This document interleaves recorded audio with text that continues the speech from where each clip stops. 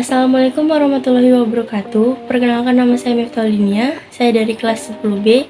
Kali ini saya akan membahas tentang peran media sosial dalam demokrasi di era digital. Apa sih demokrasi itu? Demokrasi adalah bentuk pemerintahan di mana semua warga negaranya memiliki hak yang sama untuk pengambilan keputusan yang dapat mengubah hidup mereka. Demokrasi mengizinkan warga negara ikut serta, baik secara langsung atau melalui perwakilan dalam perumusan, pengembangan, dan pembuatan hukum. Pengertian demokrasi menurut beberapa para ahli. Yang pertama, Aristoteles. Aristoteles mengemukakan bahwa demokrasi ialah suatu kebebasan atau prinsip demokrasi ialah kebebasan. Karena hanya melalui kebebasanlah setiap warga negara bisa saling berbagi kekuasaan di dalam negaranya. Aristoteles pun mengatakan apabila seseorang hidup tanpa kebebasan dalam memilih cara hidupnya, maka sama saja seperti budak. Yang kedua, Charles Costello.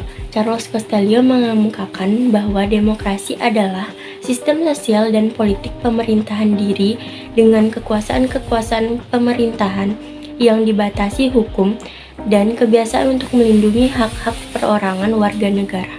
Yang ketiga, Harry Sache.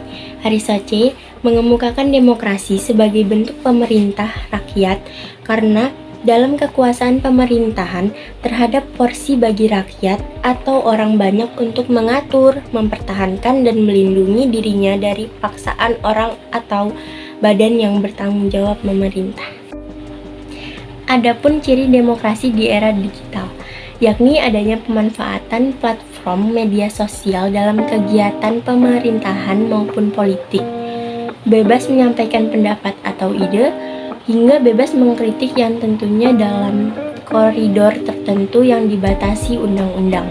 Selain itu, ciri lainnya yakni menyampaikan aspirasinya di ruang digital, bertujuan untuk didengar pemerintah atau pemimpin.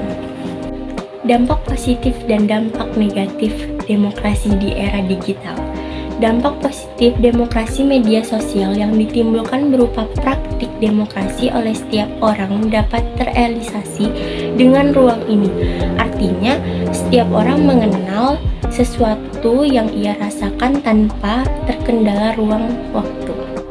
Dampak negatif demokrasi media sosial yang mengikutinya yaitu bermunculan penggiringan opini publik ke arah yang tidak benar, berujung pada isu sara atau berita hoax.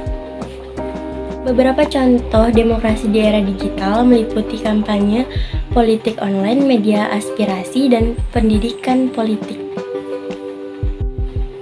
Mungkin segitu saja penjelasan mengenai peran media sosial dalam demokrasi di era digital. Kurang dan lebihnya saya mohon maaf. Wassalamualaikum warahmatullahi wabarakatuh.